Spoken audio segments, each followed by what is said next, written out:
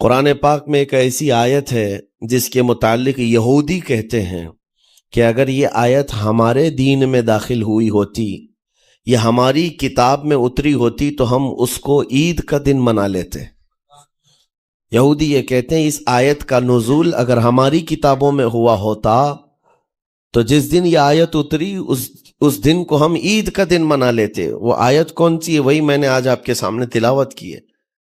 اللہ فرماتا ہے یہ حجۃ الوداع کے موقع پر حضور صلی اللہ تعالیٰ علیہ وسلم کا آخری حج تھا آپ کی ظاہری زندگی کا، اس دن یہ آیت نازل ہوئی تھی اور حضور اکرم صلی اللہ تعالیٰ علیہ وسلم نے اپنا حج مکمل کر کے ارشاد بھی فرمایا تھا کہ آج کے بعد ہو سکتا ہے کہ میں اس جگہ پر تم سے دوبارہ ملاقات نہ کروں، اور وہ آخری حج کہا جاتا ہے اور آخری خطبہ بھی حضور کا خطبۃ الوداع جس کو کہتے ہیں مشہور ہے۔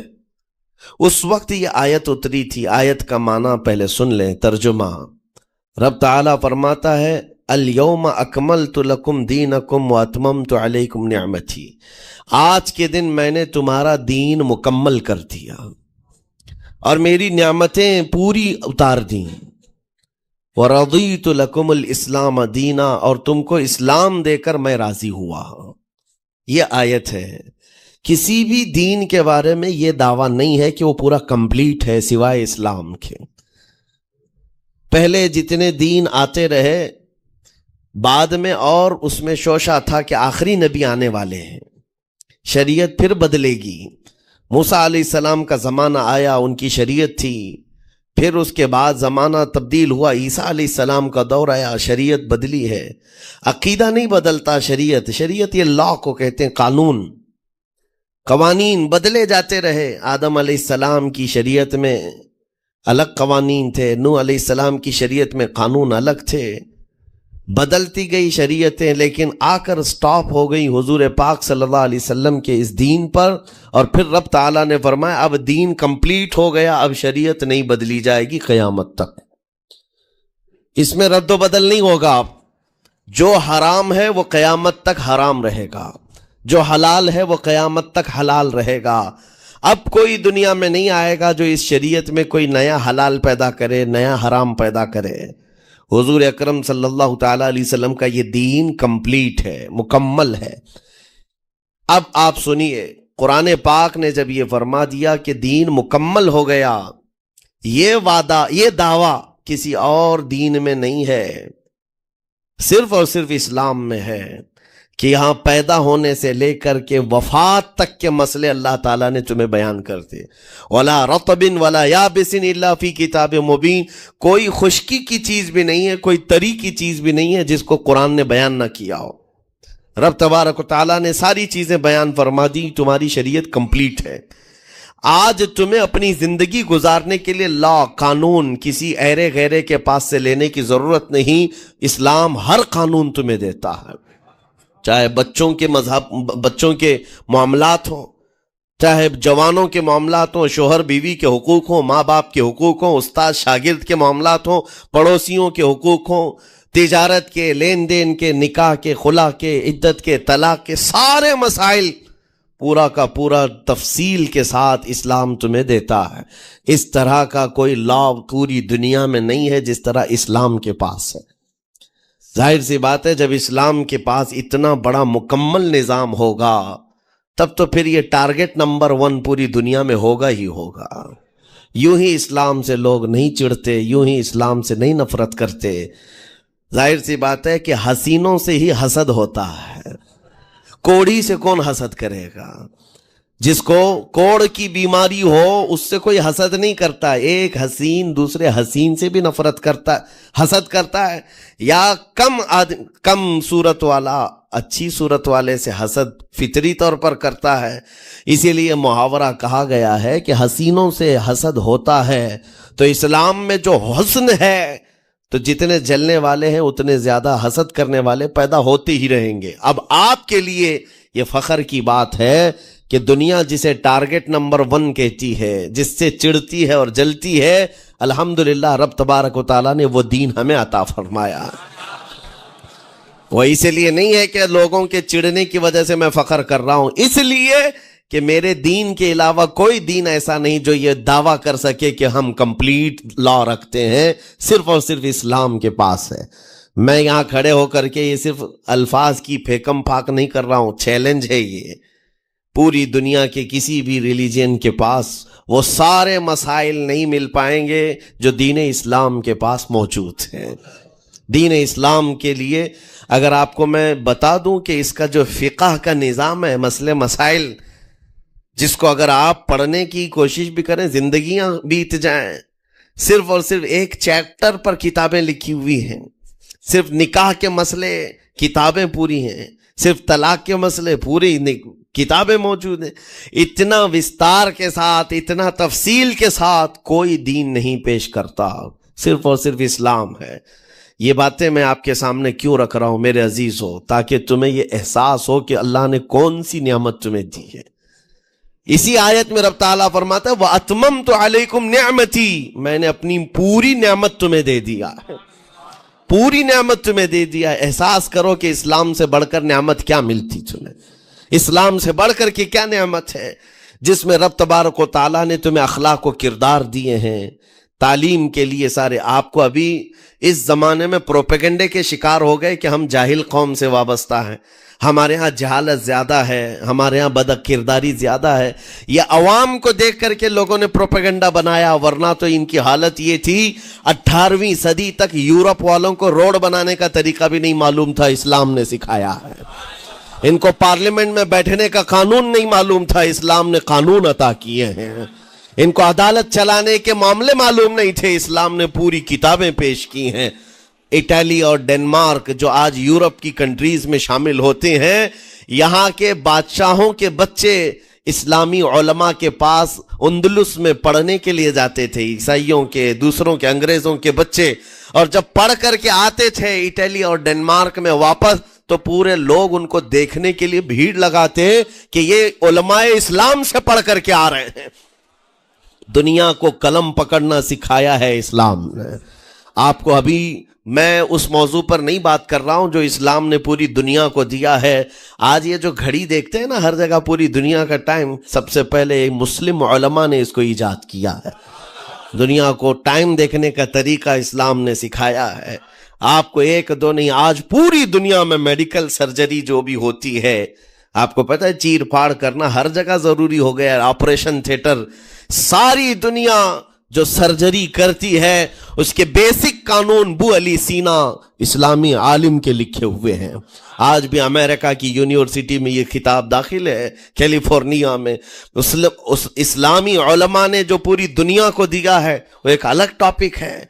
وہ اس کی ترقی اور عروج کا وقت تھا۔ اسپین میں کیمسٹری میں سب سے پہلے ایجاد کرنے والے علماء موجود ہیں، جابر بن حیان ہیں، جو الجبرا پوری دنیا کو دیا ہے۔ آج ہر یونیورسٹی، ہر کالج میں الجبرا کا سبجیکٹ ہوتا ہے۔ کس نے لکھا ہے؟ دنیا کو چلنے کا سلیقہ اسلام نے سکھایا ہے، بولنے کا طریقہ اسلام نے سکھایا ہے۔ سیاست کے معاملات آپ کو پتہ ہے، پہلے کے دور کی سیاست یہ تھی جو بادشاہ بن گیا اس کا راج ہے، اس کا قانون ہے۔ اور رات کو خواب میں کوئی چیز دیکھے تو صبح قانون بنا دے گا۔ بادشاہوں کا مزاج ہے، خواب میں کوئی چیز نظر آ گئی صبح وہ قانون بن گئی۔ تو یہ تو سلسلہ چلتا تھا پوری دنیا میں، اور آج بھی دنیا اس بات کی قرضدار ہے کہ حقیقت میں سیاست کسی نے سکھائی ہے تو وہ عمر ابن خطاب کی سیاست ہے، صدیق اکبر کی سیاست ہے۔ خلفائے راشدین نے جو حکومت و سیادت کر کے دنیا کو دکھایا ہے اس کی مثال کوئی پیش نہیں کر سکتا۔ اسی لیے ہمارے اس دیش کے، جانتے ہیں جن کو موہن داس کرم چند گاندھی کہا جاتا ہے، گاندھی جی کو آج سارے لوگ یاد کرتے ہیں۔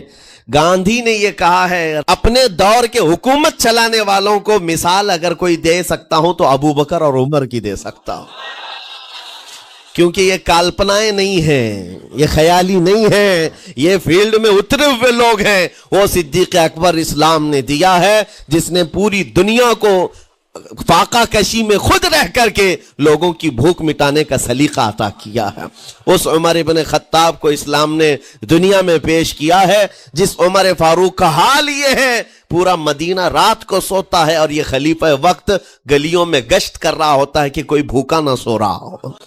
آپ کو پتا ہے وہ عمر ابن خطاب رات کے وقت گزرتے ہوئے ایک گھر کے قریب سے جا رہے ہیں تو دیکھا ایک مرد باہر بیٹھا ہوا ہے, اندر سے رونے کی آواز آ رہی ہے. اس کے مرد سے پوچھا آپ نے, وہ نہیں پہچانتا تھا. آپ کبھی حجاب ڈالتے, کبھی پردہ ڈالتے اور رات کو گلیوں میں مدینے کے گشت کر رہے ہوتے. اس مرد سے پوچھا کیا معاملہ ہے؟ کہا کہ میری بیوی کے بچے کی ولادت کا وقت قریب آ گیا ہے, درد ذہ میں مبتلا ہے اور گھر میں کوئی نہیں ہے, تکلیف ہے. جانتے ہو حضرت عمر فاروق رضی اللہ تعالیٰ عنہ اپنے گھر سے اپنی بیوی کو, اپنی بیٹی کو, اپنی بہو کو بلوایا اور کہا جاؤ یہاں پر گھر میں بچے کی ولادت ہونے والی ہے, اس کی تیمارداری کر. صبح تک خلیفۃ المسلمین کے گھر کی عورتیں ایک غریب کے گھر کی عورت کی تیمارداری کر رہی ہیں. جب بچے کے ولادت کی آواز آئی, سب سے پہلے مبارکبادی دینے والے عمر ابن خطاب ہیں. اس سے کہتے بھائی تمہیں مبارک ہو, اللہ نے بیٹا عطا فرمایا. وہ خوش و خرم ہے کہ میرا کوئی رشتہ دار نہیں ہے, اجنبی رات کو آیا ہے اور مجھے مبارکبادی بھی دیا, میرے گھر کے سارے کام کاج بھی اٹھا لیا اور اپنی پیٹھ پر گھر سے بوریا لا کر کے آٹے اور راشن کا اس گھر میں پہنچایا اور کہا خوش و خرم رہو, اللہ نے تمہارے گھر میں برکت دی ہے. صبح اٹھ کر کے وہ لوگوں کو بتا رہا ہے اللہ نے رات کو ایک عجیب فرشتہ بھیجا, میرے گھر میں اکیلی عورت تھی, درد ذہ میں مبتلا تھی, 3 عورتیں بھی آئی اور ایک مرد بھی آیا, رات بھر میرے ساتھ بیٹھا رہا, مجھے کھلایا پلایا بھی, میرے گھر کی تیمارداری بھی کر کے گیا. لوگوں نے کہا جانتے ہو کون تھا وہ؟ عمر ابن خطاب امیر المومنین تھے. دنیا کو یہ سیاست کا سلیقہ دینے والا اسلام کا وہ عظیم سپہ سالار ہے. آج بھی آپ کو میں بتاؤں اٹلی میں اور ڈنمارک میں اور کچھ کنٹریز میں ایک دن منانے کا پرستاؤ پیش کیا جا رہا ہے. یہ نہیں کہہ رہا ہوں ریچرڈ کا یا ریمنڈ کا, کوئی جو بڑے بڑے ان کے سپہ سالار ہیں ان کا ایک دن منایا جائے گا جن کو مطلب کوئی بہت بڑا نوبل پرائز ملا ہو. میں یورپین کنٹریز کی بات کر رہا ہوں جہاں وہ اپنے بادشاہوں کے پیدائش کا دن یا ان کے کسی اینیورسری کو منانے کا پرستاؤ نہیں پیش کر رہے, بلکہ یورپ کی یہ 2 کنٹریاں ہیں جو یہ پرستاؤ پیش کر رہی ہیں کہ سال میں ایک دن ایسا منایا جائے جس کا نام صلاح الدین ایوبی ڈے ہونا چاہیے. یہاں ہم نہیں کہہ رہے ہیں, دنیا آج بھی اس بات کو تسلیم کرتی ہے, صلاح الدین جیسا جرنیل دیکھا نہیں ہے. عزیزان گرامی وقار, یہ چند مثالیں میں آپ کے سامنے رکھا اور اس کے بعد پھر میں تمہیں جھنجھوڑ کر پوچھتا ہوں, اپنے دل پر ہاتھ رکھ کر کے بتاؤ اسلام سے اچھا کوئی راستہ ہے؟ قرآن یہی کہتا ہے وَمَن يَبْتَغِ غَيْرَ الْإِسْلَامِ دِينًا فَلَن يُقْبَلَ مِنْهُ, جو اسلام کے علاوہ دوسرا راستہ لے کر کے آئے گا قیامت کے دن اس کا کوئی قبول نہیں کیا جائے گا, نہیں قبول کیا جائے گا, بلکہ وہ سب سے بڑے گھاٹے میں ہوگا, آخرت کے دن خسارہ اٹھانے والوں میں ہوگا. آج تمہارے پاس وہ عقل سلیم اللہ تعالیٰ نے دیا, جس کو تھوڑی بہت شدھ بدھ ہونا, عقل کا استعمال کرتا ہو, وہ بھی اسلام کے متعلق سوچے گا کہ میرے دین میں اتنی اچھائیاں ہیں, آج تک رب تعالیٰ نے مجھے یہ پیشانی کسی کے سامنے جھکنے نہیں دیا. کہیں جھکاتے ہو؟ ارے کھانا کھاتے ہیں, کھانا تو روزانہ ضروری ہے, اور رزق کے معاملے میں تو لوگ ایسے, دنیا کہتی ہے پیٹ پوجا, ہم پیٹ پوجا نہیں کہتے. کھانے کے لیے بعض لوگ کہتے ہیں نا پہلے پیٹ پوجا ہو جائے, پوجا کا لفظ ہی ہم استعمال نہیں کرتے. کھانا برتن میں رکھا ہوا ہے, آپ کے گھر میں کھانا لا کر کے دیا جاتا ہے, تو کیا آپ سر جھکا کر چاٹ کے کھاتے ہیں یا لقمے اٹھا کر ہاتھ سے کھاتے ہیں؟ ہاتھ سے کھاتے ہیں. باقی جانوروں کو دیکھو, بکری کھاتی ہے منہ جھکا کر کھاتی ہے, بیل بھینس وغیرہ سب سر جھکا کر کے کھاتے ہیں, رزق کو چاٹ کے کھاتے ہیں, ان کا سر جھک جاتا ہے. لیکن تمہارے سر کو رب نے اتنا محترم رکھا کہ روز جو تمہیں رزق کی ضرورت ہے اس کے سامنے بھی مت جھکاؤ. سر جھکانا ہے تو رزق کے سامنے نہیں, رزاق کے سامنے جھکایا جائے. تمہاری پیشانی کو محترم رکھا گیا ہے کہ تم جھکو گے تو کس کے سامنے؟ صرف رزاق جو ہمارا پالنہار حقیقی ہے. اور حد تو یہ ہے میرے عزیزو, یہ دنیا کی واحد قوم ہے, یہ واحد مذہب ایسا ہے, یہودی ہوں, عیسائی ہوں, ہندو ہوں, کوئی بھی ریلیجن آپ لے کر کے آئیں, جس کو وہ بہت زیادہ مانتے ہیں یا جس کو گاڈ کہتے ہیں یا جس کو بھگوان کہتے ہیں, ان کی صورت بھی ہوگی, مورت بھی ہوگی, اور سامنے دیکھتے ہیں اور جھکتے ہیں, عبادت کرتے ہیں.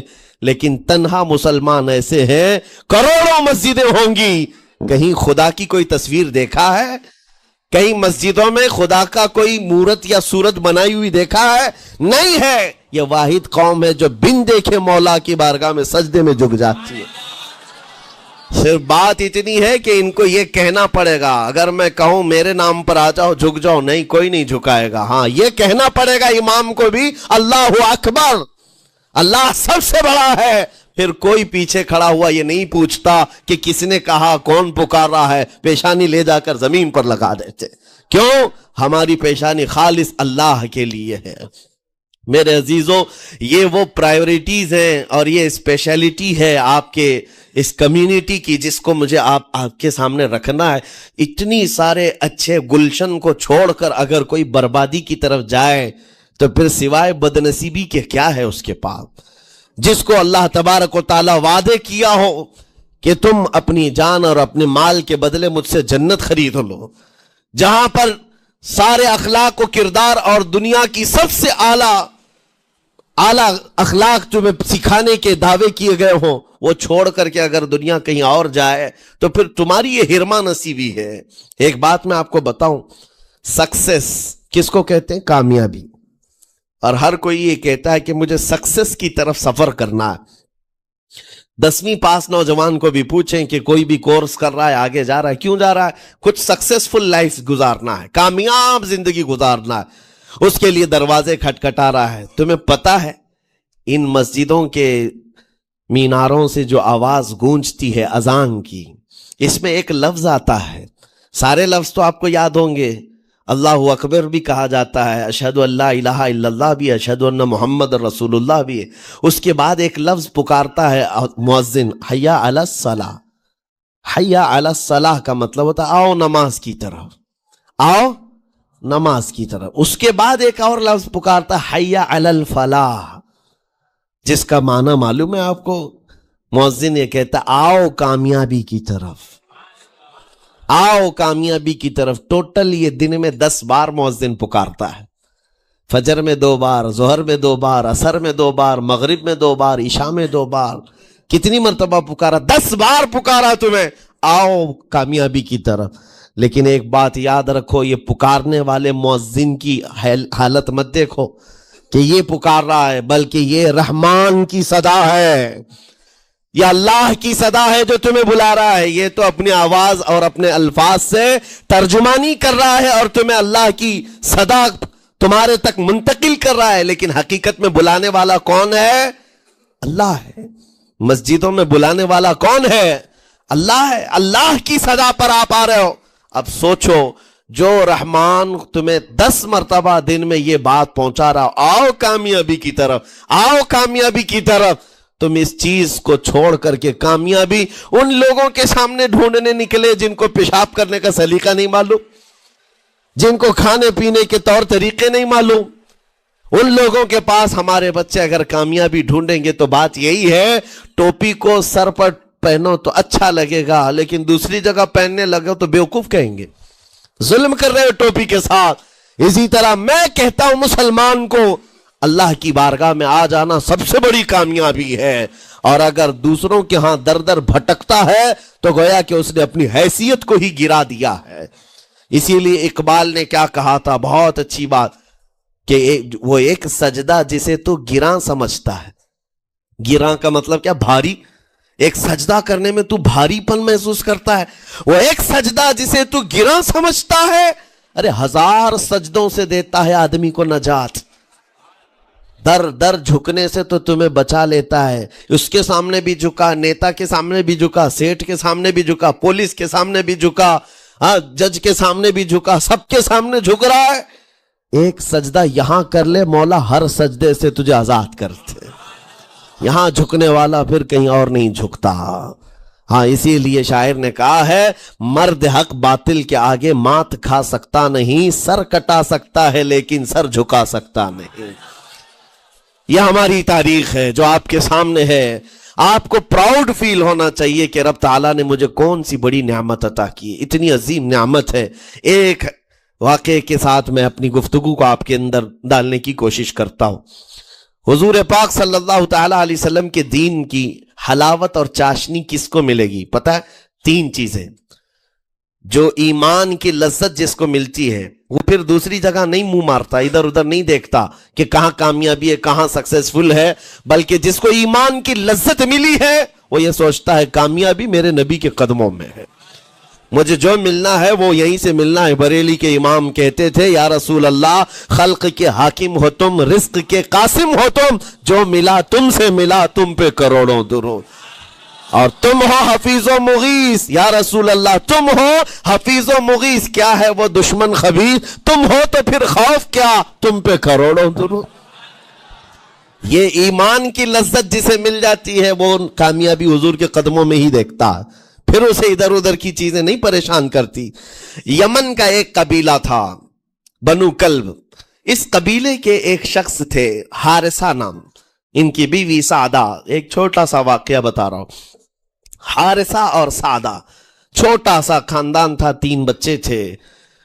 حارثہ کے بیٹوں میں ایک بیٹے کا نام ہے زید، نام یاد رکھے، بہت امپورٹنٹ نام میں ذکر کر رہا ہوں۔ ایک ہی نام ایسا ہے جو قرآن میں آیا ہوا ہے، وہ زید۔ یہ حارثہ کے بیٹے زید ہے، بیوی سعدہ ہے۔ یہ حارثہ اور سعدہ 3 بچوں کے ماں باپ تھے، ہنسی خوشی زندگی گزار رہے تھے۔ سعدہ ایک دن اپنے بچوں کو لے کر اپنے مائکے جا رہی تھی، راستے میں ڈاکوؤں کا حملہ ہو گیا، مال سب چھین لیا قافلے کا، اور اتفاق ایسا کہ یہ 8 سال کے جو زید تھے ان کو بھی ڈاکوؤں نے چھین لیا۔ ایک ماں سے اس کا 8 سالہ بڑا بیٹا چھین لیا جائے تو ماں کی کیفیت کیا ہوتی، اس قدر درد میں تھی ماں۔ جان تو بچ گئی، 2 بچے بھی بچ گئے، لیکن بڑا بیٹا میرے ہاتھ سے چلا گیا۔ مارے مارے صحراؤں میں گھومتی تھی، پکارتی تھی میرا زید میرا زید میرا زید میرا زید۔ ڈاکوؤں نے زید کو کیا کیا، عکاظ کا ایک میلہ لگتا تھا، اس وقت یہ غلامی کا دور تھا، لوگ انسانوں کو پکڑتے اور بیچ دیتے تھے، وہاں لا کر کے انہوں نے زید کو بیچ دیا، غلام کی حیثیت سے بیچ دیا۔ آگے میں بتاتا ہوں۔ یہاں سعدہ کا حال بے حال تھا، واپس گھر آئی تو باپ اپنے شوہر سے کہا، اور شوہر کا حال تو ایسا تھا کہ وہ زید کو اپنے آنکھوں کا نور، اپنے آنکھوں کا سرور سمجھتا، اور اس قدر پیار و محبت والا باپ مارے مارے گھومتا رہا گلیوں میں، اور ان کا لکھا ہوا ایک اشعار کا منظوم ترانہ ہے جو اپنے بیٹے کی جدائی میں لکھا۔ اپنے دشمن بھی وہ ترانہ سنتے تو رو پڑتے تھے، ایک باپ کا درد اپنے بیٹے کی جدائی میں، بہت روتے تھے، بہت۔ ماں بھی دن رات روتی، باپ بھی پہاڑوں پر چڑھ جاتے اور وہاں سے صدا لگاتے، اے آسمان اگر تو نے زید کو دیکھا ہے تو میرے حوالے کر دے، زمین کے چپے کہیں اگر زید میرا زندہ ہے تو مجھے وہاں تک لے چل۔ یہ اشعار میں گنگناتے تھے، روتے تھے۔ اور زید کا کیا ہوا، عکاظ کے میلے میں بیچ دیا گیا۔ خریدا کون؟ حکیم بن حزام، جو حضرت خدیجہ رضی اللہ تعالیٰ عنہ کے بھائی لگتے تھے۔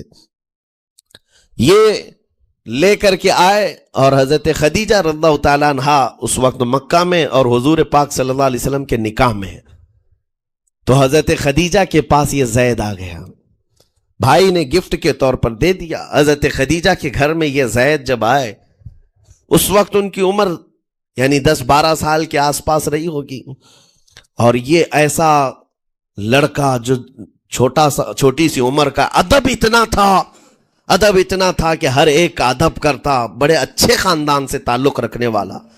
ہوا کیا، ایک دن آفتاب رسالت، ماہتاب رسالت رسول پاک صلی اللہ علیہ وسلم کی نظر پڑی، دیکھا اخلاق و کردار میں کامل بچہ ہے، اور ایک ہی نظر میں بھاگ گیا۔ پوچھا حضرت خدیجہ سے، کہا کہ یہ غلام ہے، عکاظ کے میلے میں بیچا گیا ہے۔ حضور نے فرمایا یہ میرے حوالے کر دو، میرے حوالے کر دو۔ حضور نے جس کو پسند کر لیا ہو، حضور نے جس پر نگاہ رکھی ہو، اب وہ زید خوشی خوشی حضور کے پاس آئے۔ نبی پاک صلی اللہ تعالیٰ علیہ وسلم ان کے اخلاق سے بڑے خوش تھے، اور اس کے بعد محبت بھی ایسی دی، ایسی شفقت دی کہ زید کو نہ باپ کی خبر تھی نہ ماں کی خبر تھی، جو کچھ تھا وہ رسول اللہ کے پاس تھا۔ حضور پاک صلی اللہ تعالیٰ علیہ وسلم کی تربیت میں دن گزرتے گئے، بڑے ہو گئے، یہاں تک کہ 16 سال کی عمر تھی۔ ایک دن حج کے موسم میں یمن کا بنو کلب خاندان آیا ہوا تھا، اور وہاں حج کے دوران وہ لوگ زید کے باپ حارثہ کے لکھے ہوئے اشعار پڑھ رہے تھے اور لوگوں کو رلا رہے تھے۔ ایک ہمارے قبیلے میں باپ ہے جو بچھڑے ہوئے بچے کی یاد میں روز روتا ہے، اس کے اشعار تو سنو۔ لوگ سن کر کے رو رہے تھے، یمن کا کوئی ایسا باپ ہے جو یوسف گم گشتہ کی خبر میں رویا کرتا ہے۔ یہ لوگوں کی بھیڑ لگی تھی، اسی کے سامنے سے زید کا گزر بھی ہو رہا تھا۔ بنو کلب کے لوگوں نے زید کو دیکھا، پہچان لیا، یہی تو وہ بچہ ہے جس کی یاد میں اس کا باپ روتا ہے، اور اس کو بلایا اور کہا تیرا نام؟ کہا زید۔ باپ کا نام حارثہ؟ کہا یہی تو ہے جس کے غم میں پورے اشعار پڑے جا رہے یمن میں۔ زید سے کہا تجھے پتہ ہے تیرے باپ کا رو رو کر کے کیا حال ہو گیا؟ تیری ماں صحراؤں میں آواز دیتی ہے، پہاڑوں پر چڑھ جاتی ہے۔ ایک بچے کے لیے اس کے ماں باپ کی جدائی بتا دینا کتنی بڑی بات تھی۔ میرے عزیزو، سالوں کی یہ گم گشتہ خبر پھر سے واپس مل گئی ہے۔ زید نے کیا کہا کہ اب میرے ماں باپ سے جا کر کہہ دیں کہ رونا دھونا بند کریں، اونٹوں کی طرح ادھر ادھر بھٹکنا بند کریں، انہیں میرا سلام پہنچائیں اور کہیں انہوں نے جہاں مجھے دیکھنا تھا اس سے بہتر جگہ میں ہوں، اس سے بہتر جگہ میں ہوں۔ یہ بنو کلب خاندان گیا یمن، جا کر کے باپ سے کہا، حارثہ سے اور سعدہ سے، خبر تمہارے لیے اچھی لائے، تمہارا گم ہوا بیٹا جو پچھلے 10-12 سالوں سے تمہیں نہیں مل رہا تھا، وہ حرم کعبہ کے پاس ہمیں نظر آیا ہے، غلام بنا کر لوگوں نے بیچا ہے اسے، لیکن وہ ایک ایسے حسین و جمیل کی غلامی میں ہے، ایک ایسے حسن والے کی غلامی میں ہے کہ زید وہاں سے ہٹنا نہیں چاہتا۔ باپ نے کہا میرے کلیجے سے پوچھو مجھ پر گزرتی کیا ہے، اس کی ماں سے پوچھو، ایک نظر دیکھ لے گا وہ واپس ہماری جھولی میں آ جائے گا۔ دوڑتے دوڑتے یمن سے گھنٹوں، یعنی جو مہینوں کا سفر تھا، دنوں میں طے کر کے پہنچے۔ مکہ آئے، جیسی آئے تو رسول پاک صلی اللہ علیہ وسلم کو ڈھونڈا، حضور پاک مل گئے تو دھاڑے مار مار کر باپ رونے لگا اور کہا کہ اے محمد صلی اللہ علیہ وسلم، ہم نے آپ کے متعلق سنا ہے یتیموں کے والی ہیں، آپ کا دل بہت بڑا ہے، مجھ باپ کے اوپر رحم کیجئے، برسوں سے اپنے بچے کے لیے ترس رہا ہے، میں اور میری بیوی تڑپتے ہیں، صحراؤں میں آواز دیتے ہیں۔ حضور نے پوچھا ہوا کیا ہے تمہارے ساتھ؟ کہا ہمارا بیٹا گم ہو گیا تھا، برسوں ہو گئے تھے، لیکن سنا ہے وہ یہاں رہتا ہے۔ حضور نے پوچھا کیا نام ہے اس کا؟ کہا زید اس کا نام ہے، میرا نام حارثہ ہے۔ حضور پاک صلی اللہ علیہ وسلم کے محبوب زید کے بارے میں پوچھ لیا، حضور جس سے خود محبت کرتے ہو، حضور جس سے محبت کرتے ہو، باپ نے پوچھ لیا۔ حضور نے فرمایا کہ ٹھیک ہے، میں ایک باپ کے کلیجے سے اس کے بیٹے کو الگ نہیں کر سکتا، ماں سے اس کے بیٹے کو جدا نہیں کر سکتا، لیکن بات اتنی ہے کہ زید کو بلایا جائے، فیصلہ اس کے ہاتھ میں ہے، فیصلہ اس کے ہاتھ میں ہے۔ میں زید کو بلاتا ہوں۔ غلام تھے اس وقت، حضرت زید کو بلایا گیا، اور اس وقت بھری جوانی والا زید ہے۔ جیسی ہی آئے، پہلی نظر باپ کو دیکھا، ماں کو دیکھا، ماں باپ تو چیخ پڑے ہمارا زید مل گیا، ہمارا زید مل گیا۔ لیکن کمال کی بات میں دیکھتا ہوں ایسی دیوانگی پوری دنیا میں نہیں ہے۔ زید نے دیکھا اپنے ماں اور باپ کو، لیکن اسی وقت اپنی آنکھیں جھکا لی اور حضور کی طرف کر لیا، کہا نہ، ادھر پہلے حضور پاک صلی اللہ علیہ وسلم کی طرف۔ حضور نے دیکھا کہ زید ماں باپ کی طرف دیکھ نہیں رہے ہو، جو رو رو کر کے برا حال کر چکے ہو۔ حضور نے زید سے کہا پہچانتے ہو؟ کہا ہاں حضور، یہ میرے باپ ہیں اور یہ میری ماں ہے، یہ میرے چچا ہیں۔ حضور نے فرمایا پھر ملتے کیوں نہیں ہو؟ کہا سرکار اگر اجازت ہو تو ملوں گا، برسوں کا بچھڑا ہوا جوان ہے، آپ اجازت دو تو میں ملوں گا۔ نبی پاک صلی اللہ علیہ وسلم نے فرمایا جاؤ تمہیں اجازت ہے۔ جیسی گئے اس منظر کو جو بیان کیا گیا ہے میرے عزیزوں، ہم پڑھتے ہیں تو آنکھیں بھیگ جاتی ہیں۔ ماں لپٹ کر کے اپنے بچے کو ہر جگہ چوم رہی ہو، باپ سینے سے لگا کر کے دھاڑے مار کر رو رہا ہو، پہلے تو غش کھا کر گر گیا تھا، پھر افاقہ ہوا، یہ دردناک منظر تھا۔ اس کے بعد زید بن حارثہ کو کیوں نہ تکلیف ہو، غم کیوں نہ ہو، ماں باپ بچھڑے ہوئے اتنے سالوں کے بعد دیکھنے کو ملے، دل پر کیا بیت رہی ہوگی۔ میری ماں وہی جو مجھے خشکیوں میں پالا کرتی، تریوں میں پالا کرتی، میرا باپ وہی جو خون پسینے کی کمائی سے مجھے کھلایا تھا، آج آ گیا ہے۔ حضور پاک صلی اللہ علیہ وسلم نے کہا زید یہ جو جذباتی منظر ہے اس کو ختم کر کے اب اعلان کر دو کہ تمہاری ماں آئی ہے تمہیں یمن سے لینے کے لیے، تمہارا باپ آیا ہے، تمہارا چچا آیا ہے تمہیں یمن سے لینے کے لیے، میں نے فیصلہ تمہارے حوالے کر دیا ہے، میں اپنے غلامی سے تم کو آزاد کر دیتا ہوں۔ تم بغیر کوئی فدیہ لیے ہوئے، بغیر کوئی پیسہ لیے ہوئے، اس وقت اپنے غلام کو کوئی چھوڑتا نہیں تھا، لیکن تمہاری ماں کا درد دیکھا نہیں جا رہا، میں آزاد کر دوں گا بغیر کسی فدیہ کے، تو اپنی ماں اور اپنے باپ کے پاس جا سکتا ہے۔ اتنا حضور کا فرمان، آزاد کر دینا مکہ میں آسان نہیں تھا۔ بیٹے کو آزاد کیا حضور پاک صلی اللہ علیہ وسلم نے، تب جانتے ہو وہ کمال کا بیٹا ہے زید بن حارثہ۔ اسی وقت اپنی ماں کو دیکھتے ہیں، باپ کو دیکھتے ہیں، چچا کو دیکھتے ہیں، اور اس کے بعد مکہ والے یہ منظر دیکھنے کے لیے جمع تھے، مخاطب ہو کر کے کہتے ہیں اے سارے مکہ والوں گواہ ہو جاؤ، میں اپنی زندگی حضور محمد مصطفیٰ کے لیے وقف کر دیا ہے، میں نے محمد عربی صلی اللہ علیہ وسلم کے لیے زندگی وقف کر دی ہے، نہ مجھے یمن جانا ہے نہ مجھے بنو کلب جانا ہے۔ ماں اور باپ دیکھتے رہ گئے۔ باپ نے پوچھا زید آزاد کیا گیا ہے اور آزادی کی زندگی کو چھوڑ کر تو غلامی کی زندگی کو قبول کر رہا ہے؟ زید بن حارثہ نے اس وقت تاریخی جملہ کہا تھا، کہا بابا آپ نے جتنی شفقت کی ہوگی یا 1000 ماں باپ مل کر اپنے بیٹوں پر جتنی شفقت نہیں کیے ہوں گے اس سے زیادہ شفقت محمد الرسول اللہ نے کیا ہے۔ میں 1000 آزادیوں پر اس ایک غلامی کو، میں 1000 آزادیوں کو قربان کرتا ہوں اس ایک غلامی پر، میرے لیے زندگی بھر یہ غلامی کافی ہے۔ اتنا کہا تھا میرے آقا صلی اللہ علیہ وسلم نے اپنے باہوں کو پھیلا دیا، سینے سے لگایا اور زید بن حارثہ کو لے کر خانہ کعبہ کے پاس آئے۔ میرے عزیزو ان کا حال بھی ایسا ہے کہ اگر کوئی ٹوٹ کر چاہتا ہے تو یہ نہیں ہے کہ تو چاہ رہا ہے، بلکہ ان کا حال یہ ہے اتنا دیا سرکار نے مجھ کو جتنی میری اوقات نہیں، یہ تو ان کا کرم ہے ورنہ مجھ میں تو ایسی بات نہیں۔ آتا ہے فقیروں پہ انہیں پیار کچھ ایسا، خود بھیک دے اور خود کہے منگتے کا بھلا ہو۔ حضور اکرم صلی اللہ علیہ وسلم زید بن حارثہ کو پکڑتے ہیں، خانہ کعبہ کے پاس لے آتے ہیں، ہجوم جمع تھا، مکہ والے سب کھڑے تھے، تب نبی پاک صلی اللہ علیہ وسلم اعلان کر کے کہتے ہیں اے مکہ والوں سن لو، آج سے زید کو میں نے آزاد کیا ہے، اور صرف آزاد نہیں، آج سے یہ میرا وارث ہے اور میں اس کا وارث ہوں،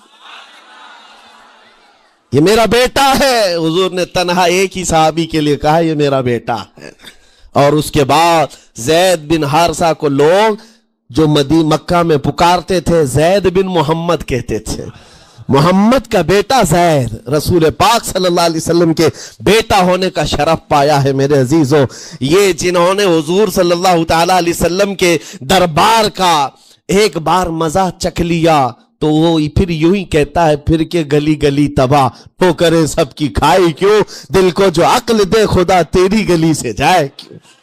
حضور پاک کی گلی میں جو ایک بار مزہ لے لے وہ پھر دنیا کی ٹھوکریں نہیں کھاتا۔ اسی لیے آج تم سب کے لیے میرے عزیزو ایک ہی فرمان میرے آقا صلی اللہ تعالی علیہ وسلم کا سنا کر رخصت ہوتا ہوں۔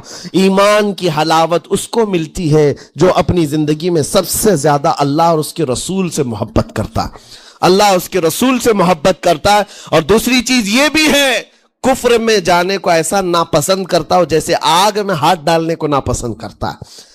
کفار و مشرکین کے میلے آج لگ رہے ہوں گے لیکن تمہارا امتحان ہوگا، 31 نائٹ آنے والی ہے، یہ آزمائش کی رات ہے، لوگوں کو دیکھا جائے گا کہ تم کون سی عیاشیوں میں جاؤ گے، تم اس رات کو کیا دنیا داروں کو دیکھ کر ان کے پیچھے بھاگ جاؤ گے۔ ایک بات یاد رکھو، شیروں کو جس کام کے لیے پیدا کیا گیا اسی کام پہ رہنا چاہیے، اور شیر اگر اپنا کام بھول جاتا ہے تو کتے اس کے اوپر لگ جاتے ہیں۔ تمہارا کام کتوں کی طرح بھونکنا نہیں ہے، تمہارا کام شیروں کی طرح دھاڑنا ہے۔ میرے عزیز محمد عربی صلی اللہ علیہ وسلم کے وہ شیر جو گٹر اور نالی کے لیے نہیں پیدا کیے گئے، اعلیٰ اخلاق و کردار کے لیے پیدا کیے۔ تم امت محمدیہ خیر امت ہو، شراب پینے کے لیے نہیں، جوا کھیلنے کے لیے نہیں، تاش کے پتوں پر مال اڑانے کے لیے نہیں، غلط نگاہوں کو پھیلانے کے لیے نہیں، آوارہ گردی کے لیے نہیں پیدا کیے گئے، تمہاری نسبت رسول اللہ سے ہے۔ اتنی بات یاد رکھو، اللہ نے مجھے خیر امت کہا ہے، میری آنکھیں اٹھ رہی ہیں تو فرشتے بھی دیکھ رہے ہیں، رب تعالیٰ دیکھ رہا ہے، میرے چلنے پھرنے کو رب تبارک و تعالی اس کے علم سے کوئی ایک ادا بھی میری بے خبر نہیں ہے، غافل نہیں ہے۔ اس لیے عزیزان گرامی وقار، تمہارے اس آنے والے نئے سال کی کیسے آپ اوپننگ کرتے ہو، کیسے اس کی ابتدا کرتے ہو، یہ تمہارے ہاتھ میں ہے۔ گناہوں کی لذت کے ساتھ اپنی زندگی کا ایک نیا سال شروع کر رہے ہو، یا پھر رب تبارک و تعالیٰ کی تسبیح و تہلیل اور مصطفیٰ کریم کے قدموں میں درود بھیج کر اپنے نئے سال کی ابتدا کرتے ہو۔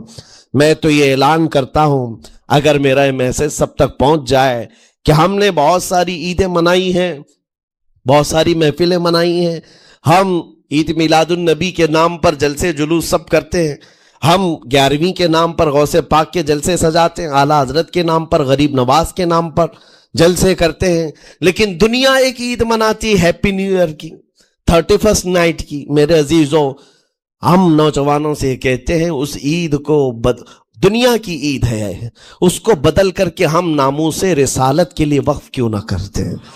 ہم بھی اپنی مسجدوں میں رات کو آ جائیں، ساری مسجدیں یہ سال کے اختتام کے وقت کھل جائیں عشاء کے بعد، اور ہر مسجد اس بات کا خیال کرے کہ ہمارا وہ نوجوان آج کہیں عیاشی پر نہ جائے، اپنے سال کی اختتام اور ابتدا ہو رہی ہو۔ یہ ہم کو پتہ نہیں، ابھی تو ہم بیٹھے ہیں، اگلے سال تک ہم رہیں گے کہ نہیں رہیں معلوم نہیں، یہ تو دسمبر کا لاسٹ چل رہا ہے، لیکن یہ ہمیں پتہ نہیں 1 جنوری دیکھ سکتے ہیں کہ نہیں دیکھ سکتے، ہم میں سے کسی کو علم نہیں ہے۔ لیکن اس کے باوجود اگر اللہ تعالیٰ نے دے دیا آپ کو اس سال کا آخری، توبہ کرنا چاہیے۔ اے رب ذوالجلال، یہ پورا سال میرا جو بدکاریاں ہوئی ہیں، مجھ سے جو خرابیاں ہوئی ہیں، مجھ سے جو گناہ ہوئے ہیں، معاف کر دے۔ تو ایک نیا سال میری زندگی میں کھول رہا ہے مولا، پچھلے سال جو مجھ سے گناہ ہوئے، اس سال وہ گناہ نہ ہو۔ میں تیرے دربار میں پناہ مانگتا ہوں، تیرے دربار کی پناہ مانگتا ہوں ان تمام شیاطین کے شر و فساد سے جنہوں نے مجھے بدکار بنانے کی کوششیں کی ہیں۔ اگر اس رات تمہاری دعا قبول ہو گئی تو انشاءاللہ 2024 ہمارا ہے۔ لوگ آج بہت ساری بھوشمانیاں کر رہے ہیں، 2024 ان کا ہے، ان کا ہے۔ میں کہتا ہوں غلامان مصطفیٰ کا ہے۔ ہاں، سال کی ابتدا اگر حضور پاک کے نام سے کرو، درودوں کی خیرات اور درودوں کی ڈالیاں نچھاور کرو نبی کریم صلی اللہ تعالیٰ علیہ وسلم کی بارگاہ میں، اور اللہ سے مدد مانگو کہ مولا اس سال کی ابتدا ہم تیرے نام سے شروع کر رہے ہیں، انشاءاللہ یقین ہے میرے عزیزوں، جو دروازے بند ہیں وہ کھلیں گے ضرور، اور جو آفتیں آئی ہیں وہ ٹلیں گی ضرور۔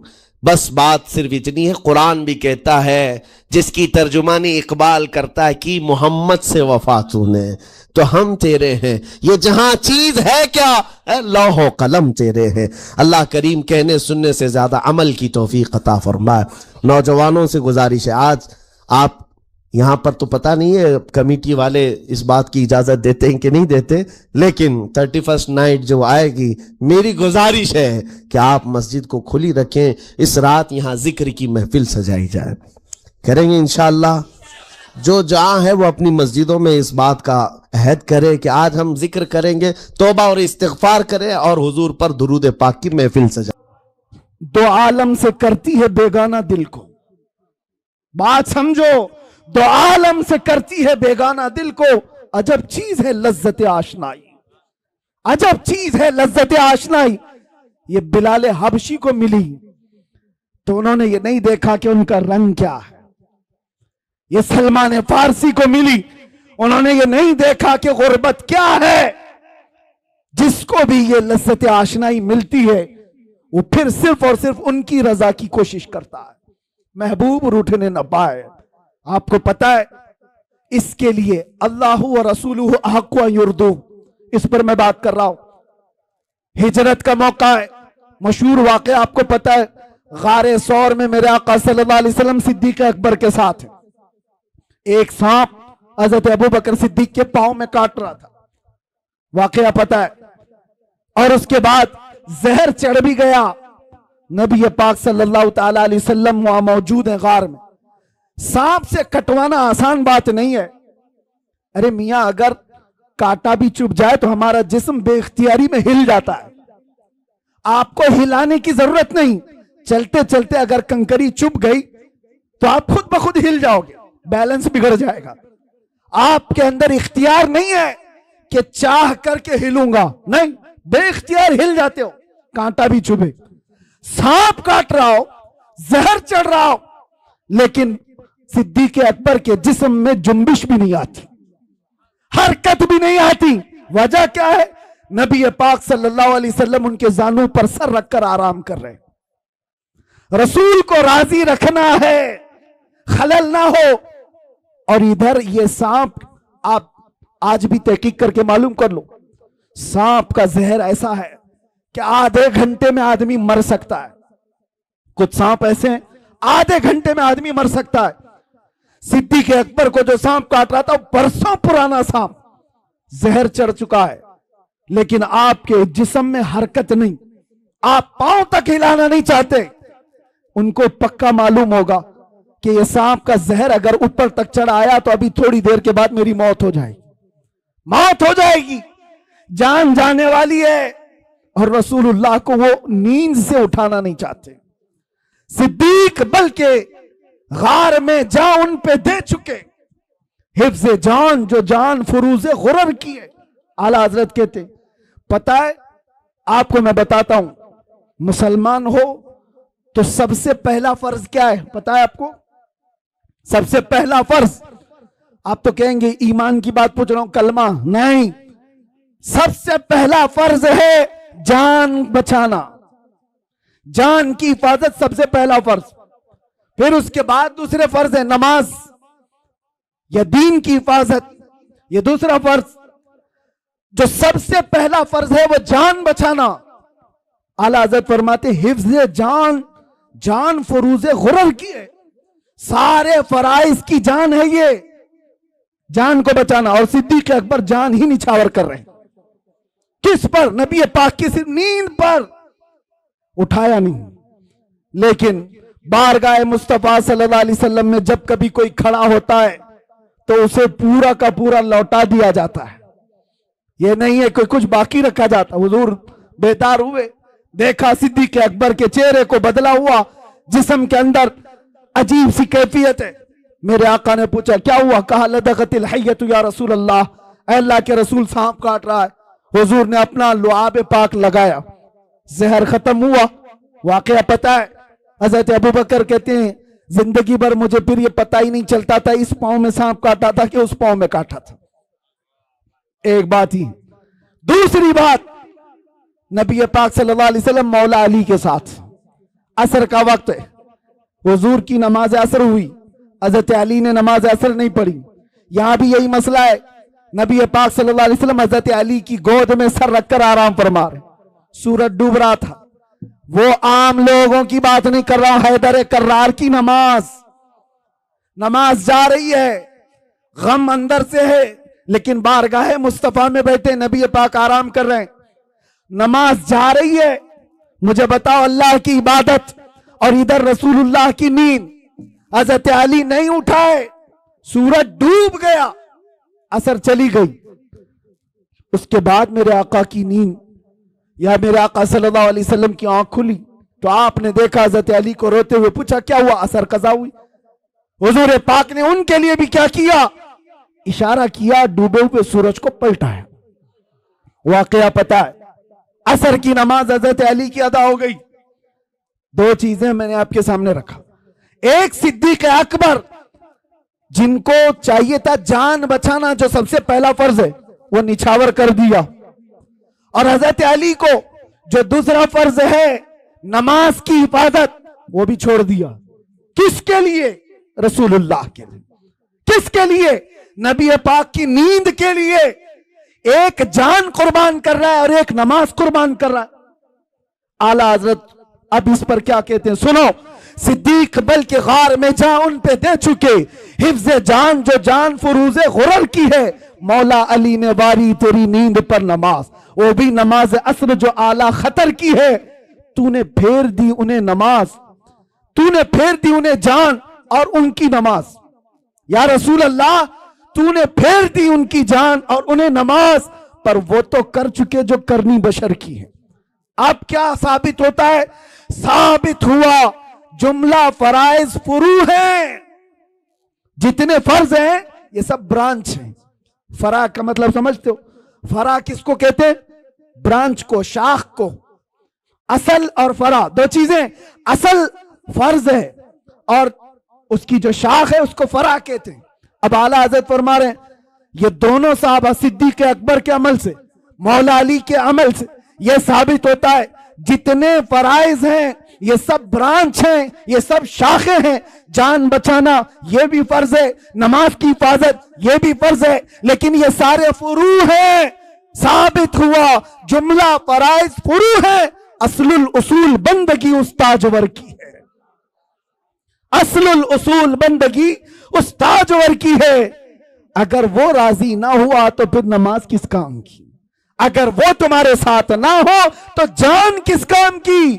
वो जो न थे तो कुछ न था, वो जो न हो तो, सुन्नियों को ये पता है, वो जो न हो तो, और जान है वो जहान की, जान है तो जहान है।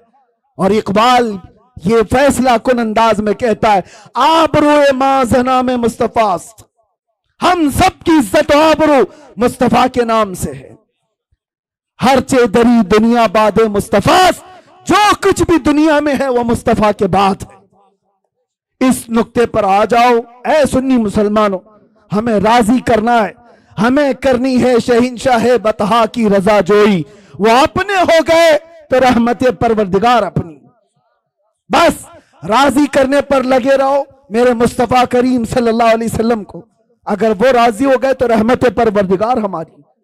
ये एक बात और बताता हूं, किस चीज के लिए दौड़ भाग कर रहे हो? सियासत के लिए, हुकूमत के लिए, चलो दौड़ भाग कर रहे हो, एजुकेशन के लिए, सक्सेस के लिए। दुनिया में क्या क्या चीजें सब गिनाओ, मैं बोलता हूं। सियासत चाहिए तुम्हें, क़ियादत चाहिए तुम्हें, एजुकेशन चाहिए, मुकाम बुलंद मर्तबा चाहिए, सब चाहिए। सारी चीजें कहां से मिलेंगी? बताता हूं तुम्हें। हुकूमत, सियासत, ये दुनिया, ये सारी चीजें। इकबाल की बात तो सुनो, कहता है कि मोहम्मद से वफा तूने तो हम तेरे हैं। अरे ये जहां चीज है क्या? अरे ये जहां चीज है क्या? लाहो कलम तेरे। तो सियासत और हुकूमत की बात कर रहा है, ये जहां चीज है क्या? हुजूर से वफा करके देख, लाहो कलम तेरे हैं। पता है हुजूर से वफा करने वाला गुलाम एक उमर इब्न खत्ताब, मिस्र से एक कासिद आया था, यह कहता हुआ कि दरिया नील हर साल सूख जाता है।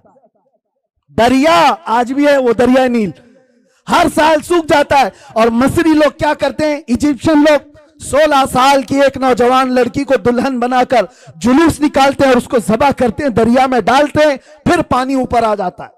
हर साल बलि चलानी पड़ती थी, हर साल बलि चढ़ाई जाती थी।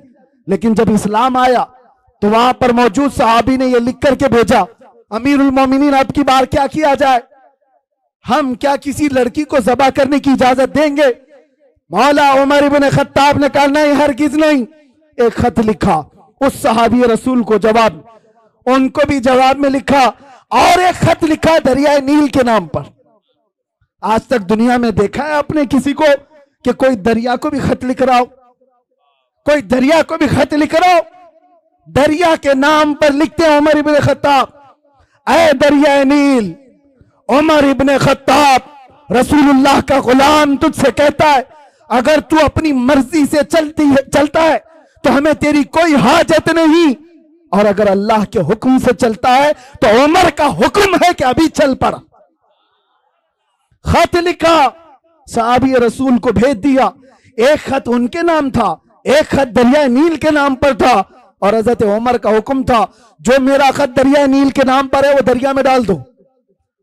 अल्लाह अकबर। मेरे अजीजों, ये सिर्फ वाकयात नहीं है, सुनो।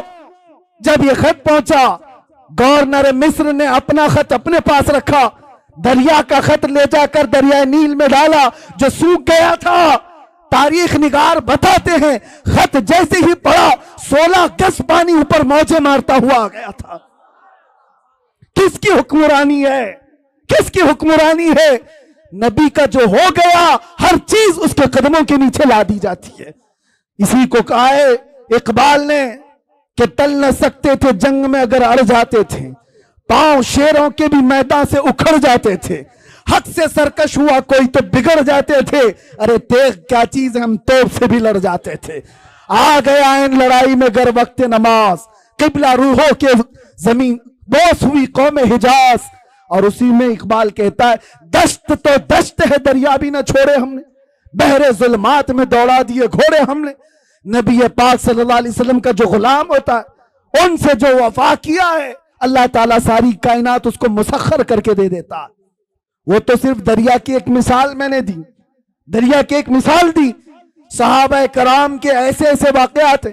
حضرت سفینہ ایک جنگل میں راستہ بھٹک گئے تھے، مدینے کے قریب ایک جنگل میں راستہ بھٹک گئے، کہتے ہیں میں راستہ نہیں پا رہا تھا، اچانک ایک درندہ آ گیا، شیر منہ پھاڑے ہوئے میرے سامنے آ گیا۔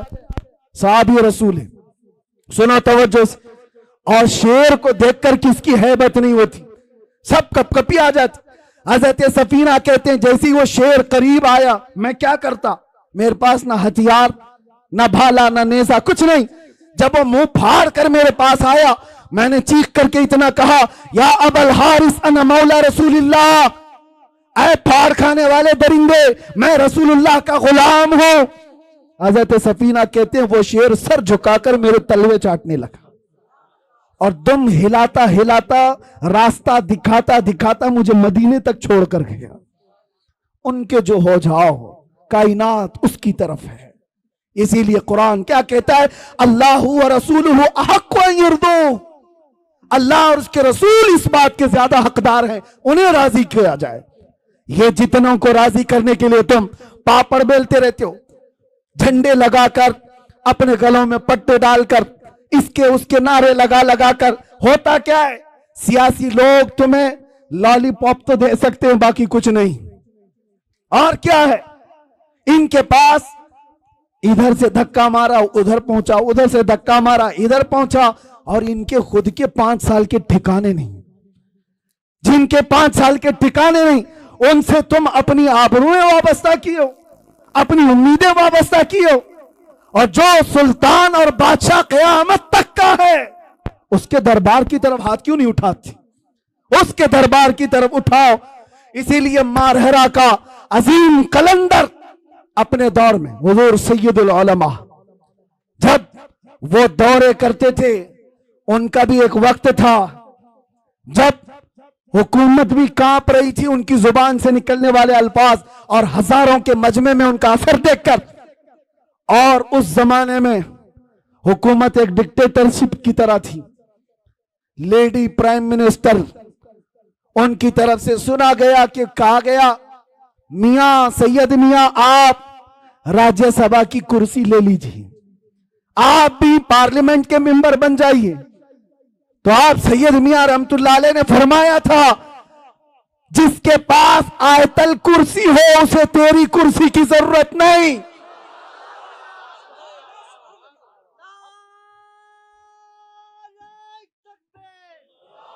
اور ایک بات، اسی مرد قلندر کا یہ نعرہ جو میرا ٹاپک ہے، اسی مرد قلندر کا یہ نعرہ، دیکھا ہوگا دنیا میں یہ لوگ کس کو راضی کرنے کے لیے بھاگتے رہتے ہیں، اپنی زندگیاں برباد کی ہیں۔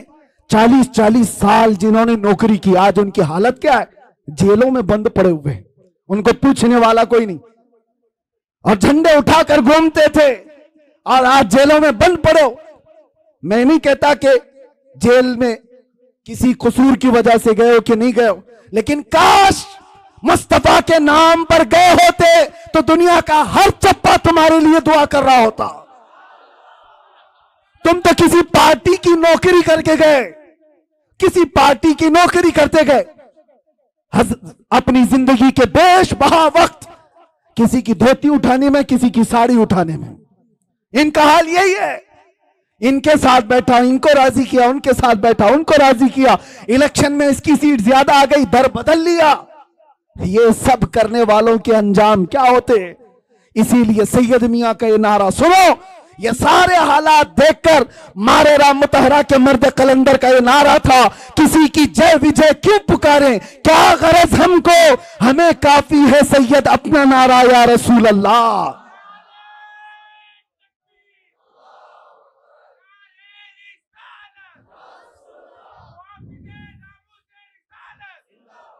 अजीज़ान गिरामी वक़ार, बस मैं अपनी बात को खत्म करता हूं। अल्लाह और उसके रसूल को राजी करने की फिक्र में रहो, बाकी किसी को राजी करने की जरूरत नहीं।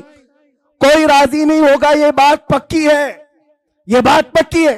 हमसे भी कहा जा रहा था, हमसे भी कहा गया था, जब लास्ट दिन थे हमारे बाहर आने से पहले, ऑफर बहुत सारे आए हैं, लेकिन मैं इजहार नहीं करना चाहता, ये कि आप ये नहीं बोलेंगे और आप ये बोलेंगे, आप इस तरह से काम करेंगे, मुल्क का भी फायदा होगा, इसका भी फायदा होगा। हम सब समझते हैं किसका फायदा होगा।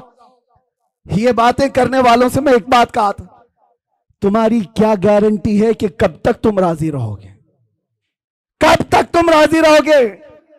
आज हम ये बोलना छोड़ दें, तुम उसके बाद कल ला करके कहोगे कि कुरान पढ़ना भी छोड़ दो, तीसरे दिन बोलोगे कलमा भी मत पढ़ना। यानी तुमको राजी करते करते पूरे कपड़े उतार दिए जाए। इसलिए याद रखो ए मुसलमानों, दुनिया को राजी करने में कभी अपने आप को बदलने की जरूरत नहीं। अल्लाह और उसके रसूल को राजी करने में अपना वक्त लगाओ, और अल्लाह ताला ऐसा मुकाम बनाता है, ऐसा मुकाम बनाता है कि तुम मर के भी चले जाओगे, नाम अल्लाह मिटने नहीं देता, नाम मिटने नहीं देता। बस यही मेरा मैसेज है कि आज झूम करके हम ये कह करके जाएंगे, दुनिया किसी भी तरफ बुलाए, दुनिया किसी भी लालच की तरफ हमें पुकारे, हमें वो नहीं देखना है और ना उनको राजी करना है, ना हुस्न को राजी करना, ना दौलत को राजी करना, ना वक्त के ताकतों को राजी करना। बस हमारा क्या मिशन है, अपना सब कुछ गुंबद खजरा कल भी था और आज भी है, मेरे नबी से मेरा रिश्ता कल भी था और बतला दो गुस्ताखे नबी को, गैरत सुन्नी जिंदा है, उन पे मर मिटने का जज्बा कल भी था और लब्बैक या रसूल अल्लाह।